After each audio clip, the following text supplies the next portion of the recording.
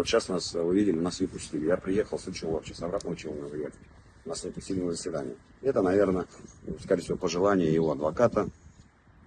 Два адвоката защищают человека, который убил маму троих родителей, троих детей. Это ужасно. Вся родня в трауре до сих пор. Я сам лично был, вообще ушел в депрессию, потому что все это в голове крутится. Ну и вот за детей что хочу сказать. Вот я проездил месяц. В каждом городе приходят с подарками, все для детей, все ради детей. И я думаю, люди же и Фемида читают, они же тоже читают прессу эту, там, некоторые за мной даже сидят, они же видят, как народ относится к ним.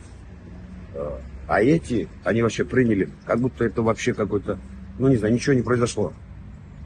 Вот. Для них это как будто, ну, его поймали как будто пьяный за рулем.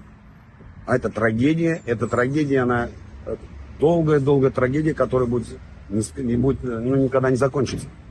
Она будет всю жизнь нас преследовать. И маму, и детей. Дети вырастут. Они не поймут, как мама, зачем мама умерла. По вине этого пьяного, я не знаю, существа. Потому что пьяный человек, он уже не человек, я считаю.